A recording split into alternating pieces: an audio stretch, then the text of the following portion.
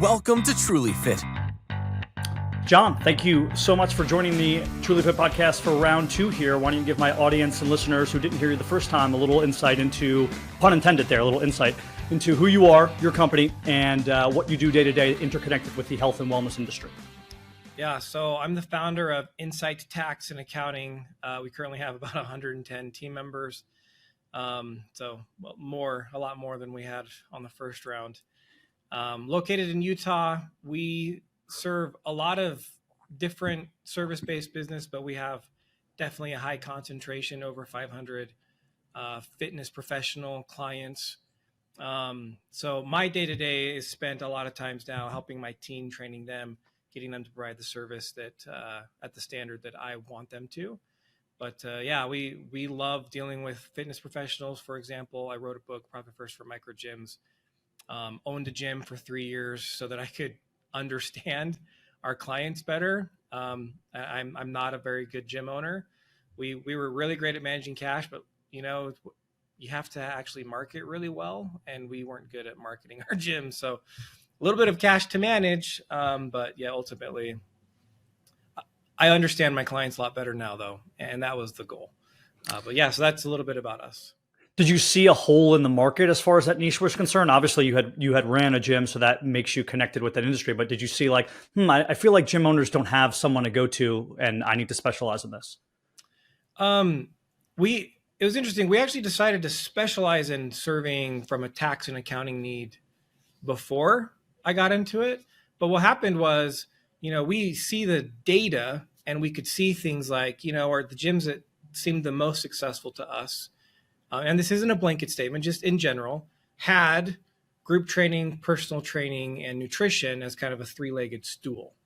And that way they had 3 different areas they could bring someone in and then sell them the other 2 services. Again, we have clients that just do personal training or just do group, and some of them work out. But statistically, we saw that. And so we would give that data to clients, and they're like, oh, that's great, I'm going to get this implemented. Yet it just seemed like, hey, I'm just curious, did you implement it? I don't see any expenses yet that says you've tried to do this. And they're like, yeah. And so they kind of walked us through some of their challenges, and I didn't quite understand it until I lived it. I mean, I remember telling the gym that I bought, they didn't offer personal training at the time. And so when I explained it to them, and a common model that I've seen gyms use is what they call the 4/9 model. So they get 44% of all the revenue, which it was a way better rate for them. The pushback I got was very shocking. I'm actually offering to pay you more money for the hour of time. Trying to understand where they were coming from was super helpful. So I kind of did it reversed. We specialized in it first, and I felt like I needed to understand it a little bit better. I do find it confusing, gyms that don't offer personal training, given the percentages that you can take in, and given that obviously it's, you can bring in trainers who do the work on your behalf and then take a large percentage. You look at a gym and we don't have to go into all the details here, but like a Planet Fitness, who doesn't really offer that much personal training at all. They're in the red. I mean, I get that they're on the NASDAQ, but their interest that they're gaining on all of their debt. I mean, I don't know how long they're going to be around. I don't understand the business model at all, why a gym would not try to push personal training over a $10 membership. Yeah. And we have found there's 2 kind of distinct models in the space. There's I have equipment, I'm going to rent it. And actually, like Planet Fitness, for example, they couldn't handle all the members if they came in and decided to use their membership. So part of the allure is it's so cheap per month that it's actually a bigger hassle for most members to even call and cancel it. Versus the other model, which is, hey, we're going to give you a lot of focus, and you're going to pay more than $10 a month because you're actually paying for the expertise, not necessarily just renting equipment. Yeah, I call it the hot dog steak.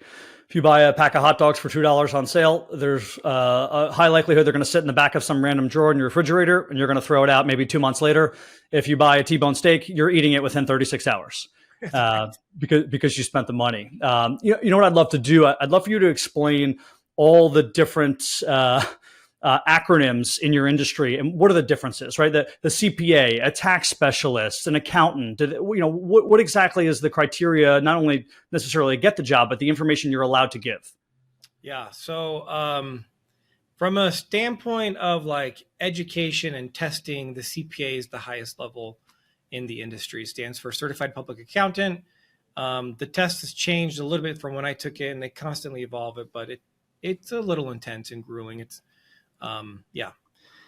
but the joke is because it's so comprehensive over so many different things that the acronym for us stands for can't pass again. Because like really for me as a tax specialist, 15% of the certification and testing related to what we actually do. And there's a whole bunch of other areas. So from there, then accountant, if someone's calling them accountant, usually that means they're a higher level of a professional. They have some more experience. They don't just do taxes. They likely also do bookkeeping. You have people who call themselves bookkeepers. They, in most cases, don't understand taxes, but sometimes still provide that advice and get clients in trouble. You also, from a tax standpoint, you could come across an EA, which stands for enrolled agent. And that's someone who took a very specific test related to understanding IRS procedures. And because they passed it, the IRS is willing to talk to them on your behalf. Okay. So that's one of the things as a tax professional, CPAs and EAs and licensed attorneys are really the main three people who can actually talk to the IRS on the client's behalf. If it's just an accountant or a bookkeeper, as the taxpayer yourself, you're going to have to talk to the IRS. You're on your own. I'd love to go through the client experience, especially from like a fitness perspective, a gym perspective, right? I come to you, I sit down, I say, hi, John, this is my business.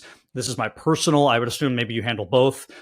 These are my assets, so on and so forth. How does that initial meeting go? And what should a professional like myself expect when they're talking to a professional like you?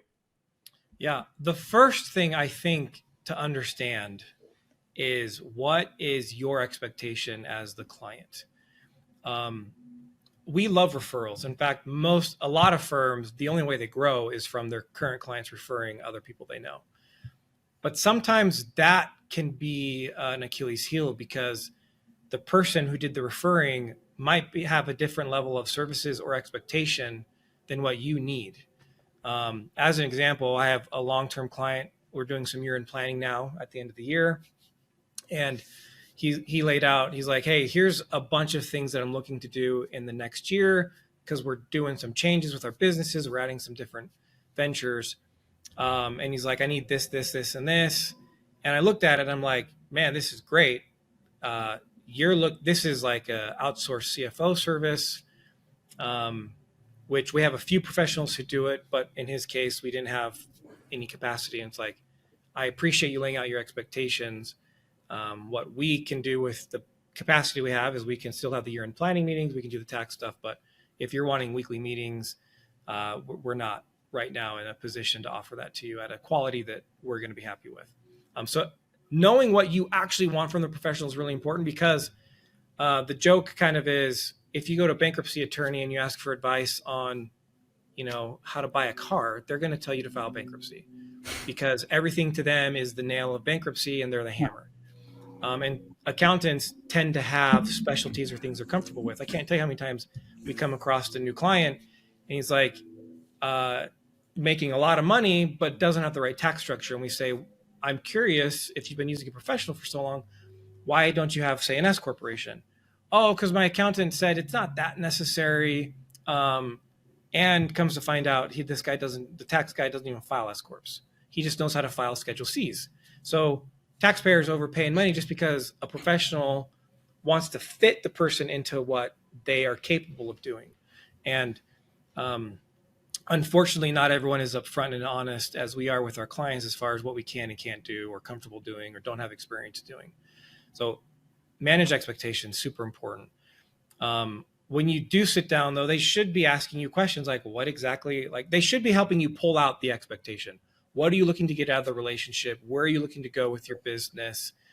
How do you currently think I can play a role into that? Like, why did you want to meet with me in the first place? And then from there should be a dialogue, because it could go any which way, right? With depending on their answers. And that dialogue should result in either the client feeling comfortable that this is the person who can help me with what I need, or maybe they don't have the experience. That's very relatable to what we do. I work best with seniors. I might be working with a 67-year-old woman who has COPD and bilateral hip replacements, and maybe she has some movement disorder. And then she says, you should work with my grandson. And the grandson contacts me, and he's an 8-year-old swimmer. And it's like, well, yeah, I can work with them, but I'm gonna have to do my due diligence, and this is not my specialty. You guys are so far apart that it's best for me to just say, let me find someone else. I can help you find someone else who's better suited for him. But the problem is, when you're new to the industry, you want all the work you can get. So you have to watch that out. I'm sure with tax professionals, right, or certified accountants, maybe they just opened up and they said, well, I'll just take on anybody because I need anybody, even if I don't specialize in it. Look, I've been there, guilty as charged. When I first started, I left the firm I was with because they hadn't paid me for 6 months, and I needed to put food on the table. And so I called myself, I joked about it with people, but like I was basically a prostitute. It's like, it doesn't matter what you do. How much are you willing to pay? Here's my fees. That's too expensive. Okay, what will you pay? Like, I just needed clients. I needed money coming in. And yeah, it wasn't the greatest thing, because then now I made my own bed, and it took probably 3 years to cycle out really bad clients, from the standpoint, bad in the sense that we were not a match for each other. Sure. We're not bad people. No. It's just what they were looking for and what ultimately I was hoping to provide. Just we were not meshing very well.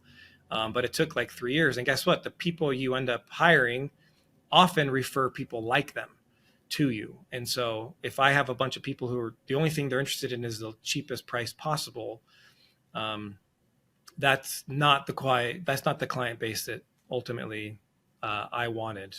And yeah, so it took a little bit of time to sort through that. Can you talk about why weekly bookkeeping is so important? And let me give you a scenario. Maybe someone's a personal trainer. They work at a few different gyms. They work out of their house, but they charge everything to their business account. They have an LLC that they created on their own. They charge everything to some particular business account. And they go, well, at the end of the year, I'll just print it all out, hand it to John. Why do I need to bookkeep? Yeah. One, if you hand your bank statements to an accountant at the end of the year, they likely are going to charge you. They should be charging you to compile all that information, because the bookkeeping itself, or the bank statements itself, and having the one account, all that is a history of each transaction. But that doesn't tell us, based on IRS rules, who, for the record, if you're audited, that's the very first thing they will get. Whether you give it to them or not, they will have the ability to go to the bank and get the bank statements. So they will see your bank statements, and they're going to build their own report based on no knowledge whatsoever of your business or the transactions. And they're going to build it in a way that's favorable to them, meaning every deposit's going to be income, and every expense is likely going to be not an expense. So that's one reason. You if you don't have bookkeeping, you're running the risk that they're going to audit you, and they're going to freaking come up with their own stupid outcome of what it looks like. So then it becomes, all right, I should do my own categorization of these different transactions, because I was short on cash, but I needed to pay some bills. So I personally put money into the gym. Okay, that's not income. But the bank statement shows a deposit. Or, yeah, I bought some new equipment. Well, there was a big deposit that came in, not income, because that's a loan. So classifying them the right way will help you save taxes, because if you don't, we see it all the time. Misclassification in books done by the owner or the owner's spouse, or my favorite, a member that we're trading services with. They kind of dabble in QuickBooks, and they're doing my books. You don't want to overpay in taxes. And then the third reason I would say why you want to do it, if you account for it the right way, it creates basically a journal, a history of what your business did. And there's a reason history is a thing in the world. There's a reason we talk about past wars and past things that happened, because we can learn from the past.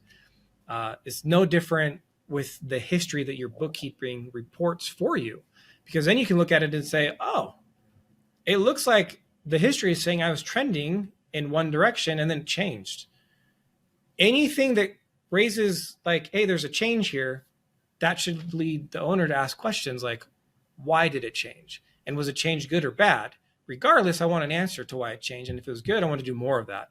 it was bad. I want to stop doing whatever it was. So it reports the history, but it leads us to ask really good questions that make our business better going forward. You just mentioned a few of the examples, but can you talk a little bit more about, as far as the health and fitness industry is concerned, what people typically are more likely to screw up, what you see kind of time and time again that seems like an easy fix if they had somebody like you? Yeah. I mean, the first thing that comes to mind is the dues and subscriptions. Gym owners tend to see a lot of different subscriptions to certain things. And then as we sit down with them and have them analyze the different vendors, they realize there's a lot of crossover in the different things that they're paying for. And they can usually get rid of some, if not most, of those things, realizing I'm not paying for that bell and whistle anymore anyways. I didn't need that. Looks like this one subscription instead of these 5 will actually accomplish the same thing that I want. As far as bookkeeping goes, yeah, it's pretty common for us to see someone misclassify them putting money into the business personally, or they don't know how to classify a loan purchase the right way, and they end up inflating their income and expensing it the wrong way on the books, which would be a problem if the IRS ever caught them. Those are the main ones that we see. This might be outside of your wheelhouse, and feel free to say if it is. It might be more of like a certified financial planner or something. I know we tried to talk through all the acronyms, but as far as borrowing money from your business, is that always a bad idea to borrow money from your business if you have a lot of equity in your business and you need to take a loan, whether it's personal or otherwise? Yeah, and I think you were mentioning Elon Musk's example, right? Yes. Elon doesn't pay himself a salary because his compensation is awarded to him in shares. Now, there's for small businesses, which is not Elon. The reason this works for Elon is because his business is large enough that what he's actually borrowing against, it's the bank does the underwriting and they say, your business is worth this much. We're willing to lend to you based on that value. We are not going to have that opportunity as small business owners, where a bank is going to say your company is worth X amount. The problem is I mean, most of us, in fact, I haven't had a client who went public. We don't deal with clients who go public. Going public allows people to share their equity back and forth. So there's a liquid market. We're considered private. And so our equity value is illiquid. So bank's not going to lend to us on that because if something goes down, they don't really have the ability to turn around and sell the collateral. Borrowing against the business, generally for small business owners, is not recommended. The reason being, if you're audited, the IRS is going to expect to see a loan agreement, and they're going to expect it to be treated as an arm's length transaction, meaning if you borrowed money from someone else, what would that relationship look like? You're going to have monthly payments. You're going to have interest expense. Well, most business owners don't do that. Now, and so we don't recommend it. And the main reason is because we don't need to do it. As the owner of a small business, you have the ability to take money out of the company whenever you want. And you just call that a distribution. So distribution, shareholder draw, owner's draw, all of those refer to the exact same thing. There's money in the bank, the business bank account, and you pulled it out as an owner and you classify it that way under equity. If you need to put money back in, it's an owner's contribution, which is also an equity account. None of it affects your taxable income. And just like taking out a loan wouldn't affect your taxable income. So instead of complicating it with an official loan, we just say, look, if there's money there to take out, take it out. It appears the IRS is growing. I know that they're even maybe the things they're involved with, the scope, the breadth of what they have to do seems to be larger. Are you concerned with that? It doesn't seem like it based upon your shirt. Are you? And why is it that they're growing? Do they actually need to grow as far as a bandwidth is concerned? Or is this just government bloat? Well, I think everything's government bloat. So I'm. Me too. I think they really suck at spending our money. I'm not a fan of entitlement programs. There's no evidence that shows they benefit anything other than buying votes, which I think is disgusting. I think, though, what we have to do is backtrack. Back in 2018, President Trump passed the largest tax reform that had happened since basically the inception of the tax code back in 1913. and it changed a lot of things. And one of those things that he did was massively decrease the IRS budget and put freezing on IRS hires. And so they actually shrunk. So for the last 5 years, we've enjoyed an understaffed IRS. Now, I wasn't in love with the Biden administration's law passing and the billions that they're allocating, but the good news is what they've allocated is supposed to be tranched, meaning it's going to be given incrementally over a series of years. It will likely still take probably 3 to 4 years to even get back to 2018 IRS employee levels. So they are growing, but it's really fixing kind of the cut that Trump did. So right now it's not, I don't feel like it's bloated, and especially as professionals when we call in, they're still understaffed. Like we wait on hold for hours. And that's with us having a special hotline as a CPA firm. Sure. I don't even know what kind of hold they end up getting if they ever try to call them. But that being said, they are always going to try to overreach. One of the reasons I liked the tax field is as a child, I was bullied.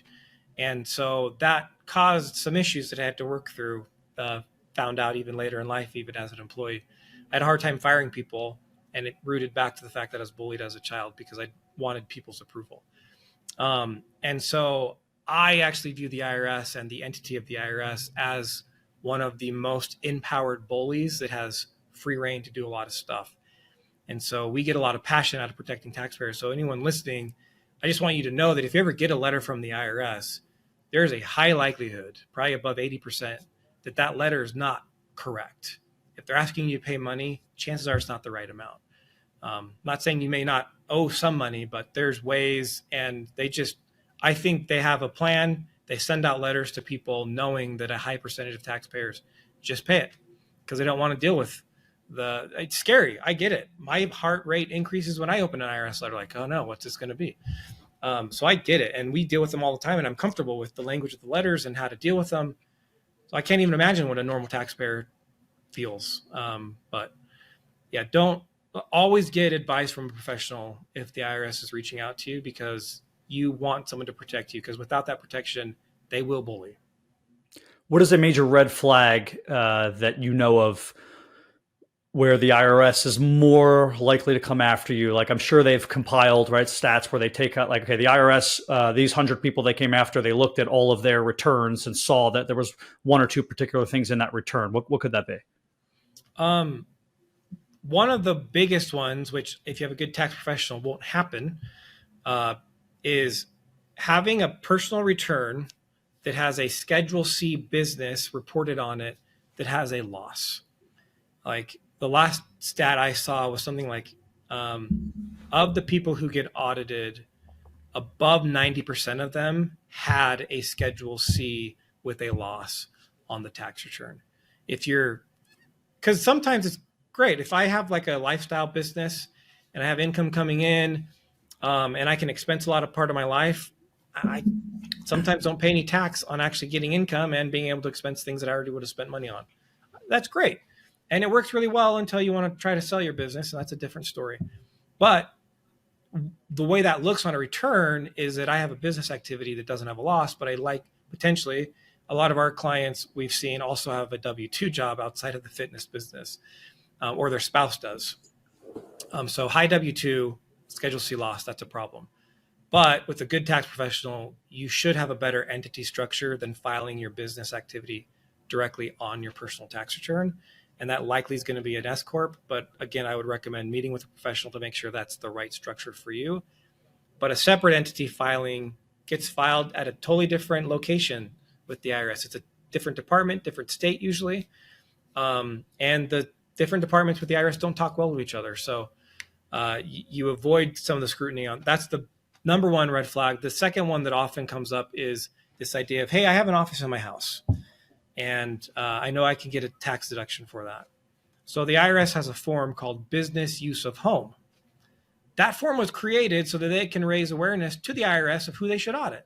Because based on the rules itself, if you take one personal call in the space that you've designated as your office space, the IRS would say it's null and void and you don't get the benefit anymore. Like, are you kidding me? Like, who's paying attention that much? And they know that everyone does personal things in their office space. So using the business use of home form is not a good idea. We actually recommend a tax strategy called corporate rent, also known as the Augusta rule. If you Google that, you'll get a whole bunch of material, or you can go to our blog. We've written on it before. Happy to talk about it if you want, but it's a much better strategy of using your home to reduce taxes than filing a form that really doesn't give you that good of a tax benefit and massively raises the awareness to be audited. Sure. Let's actually talk about both of them. We'll come back to the corporate rent in a second. I want to go back to the original statement you made. So let me give you like an example, and then you can kind of break that down. You have, a husband who works just a regular office job. He works in marketing. And then the wife has a Schedule C yoga business, and she's not successful. It's year one. She bought more stuff than she had clients. If they file together and she reports a loss on that business, but together they're still net positive because of his money, they're still more likely to be audited, even though they're net positive together. Yeah, and because you want them to file together. Married filing jointly is the best tax bracket you can have. Married filing separately is one of the worst. So you would want to file together. But yeah, his high W-2 income and her Schedule C business that runs at a loss would increase their audit risk. Interesting. And then going back to the corporate rent, how exactly does one implement that over just writing the square footage of their office? Yeah, so if I write off the square footage of my office, call it a 150, 200, even 300 square foot room, right? Divide that by the total square footage of my house. Most people are in a 10 to 15% range. So theoretically, now they can write off 10 to 15% of the different home expenses, including mortgage interest, property taxes, which for the record, you already get anyways if you itemize. So you don't necessarily need, you're already going to get 100% of that if you itemize. But then utilities, if I do any repairs, maybe potentially I can get some of that. For most people, you're talking $2,000, $3,000 at most of an expense. And again, it raises your chance of audit. The corporate rent strategy, also known as the Augusta rule, is based on this idea. In Augusta, Georgia, every year they have the Masters tournament for golf. And there's a lot of wealthy people in Augusta. It's a very wealthy town. Wealthy people, no lobbyists, and they kind of push this really cool tax strategy for all of us because people come into Augusta, it's limited on hotel space. So they're like, wow, I can rent out my house for $5 to $10,000 a night to these guys coming in town for the Masters tournament, which happens to be about 10 days-ish, depending on, if it's the golfer and their team. I want to make the money there, but I don't want to pay tax on it. So what can we do? So there's a rule in the tax code that says a rental property is defined as a rental property once it's rented for more than 14 days. More than 14 days, which means if I have a property and I rent it for less than 14 days, it's not a rental activity based on tax law, which means any income I get off of that property is not rental income because it's not a rental property. We have that rule, and then we compare that with large businesses will rent places like hotels and convention centers to hold company meetings. And we just say, let's have the small business owner do this, and let's combine these two rules. So the business, you have to have a separate business entity for this to work. The separate business entity rents from you as the individual your living space 1 day per month. So you're 12 days out of the year, under 14. Your business gets a rent expense because that's what most businesses do anyways. So it's accepted, it's a provable thing. But on the flip side, when I pass that money to me personally, I don't have to pick that income up anywhere. It's not income anywhere. It doesn't show up on my return anywhere because the rules say I don't have to report it anywhere. And so we have found nationwide US, $1,250 is a standard day rent that, like, if you went to a hotel and asked for quotes, you're likely going to be in that range. If you live in a more expensive area, we recommend people going to like a short-term rental website and finding a property similar in size, similar in geographic area to find a higher rent than the $1,250, but $1,250 a month works pretty great. $15,000 a year in rent expense. So that's like a $6,000 tax savings, where the other one increases your chance of audit and gives you a $3,000 expense, which might save you $1,000. So that's why we really like that rule. That's amazing. Combining two rules to then not only get the benefit of one rule, but really just create its own sort of, you're weaving two things together that creates its own benefit. Yeah, totally. Yeah.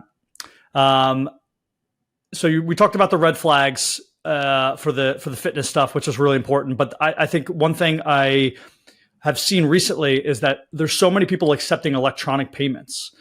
There's Venmo, there's Zelle, there's things I've never heard of. And I know that personal trainers a lot of times will have a non-business related Venmo, right? It's just your name, Sally Smith, and their client finds them and they want to pay them for the session and send them there. How do you kind of avoid that disaster? Because I imagine the IRS is also looking into this. Yeah, luckily they haven't found a good solution yet, other than, if they can come across the fact that you have Venmo or one of those types of things, they're going to want reports on it. And I know why people do it. If you say you're a business on Venmo, now you got to pay money, versus, hey, this is just a transaction between people. Yeah. And they don't charge you for that.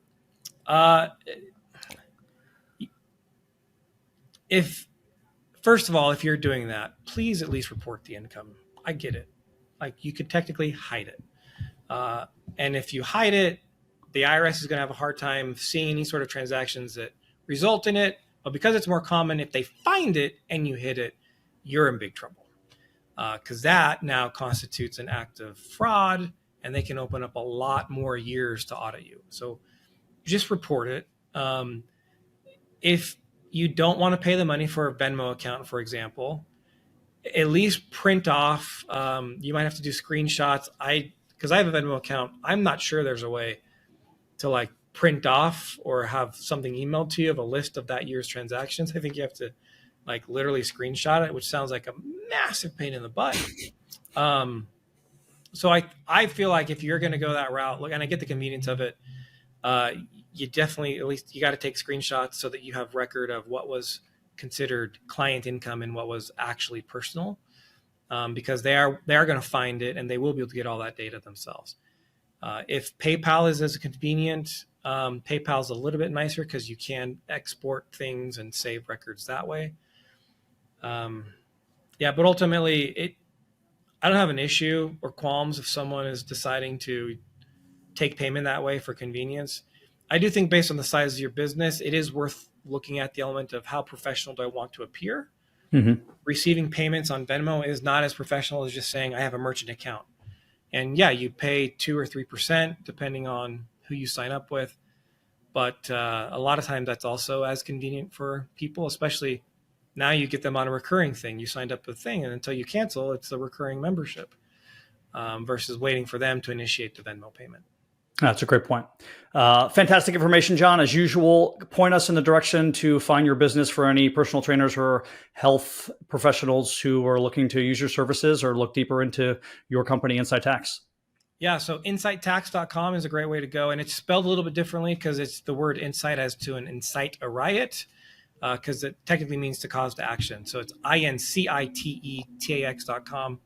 Check out our blog. We a lot of the stuff we talked about, we go into more detail in our blogs. We talk about things like paying your kids. We have lots of free strategies for you to look and learn about on our website.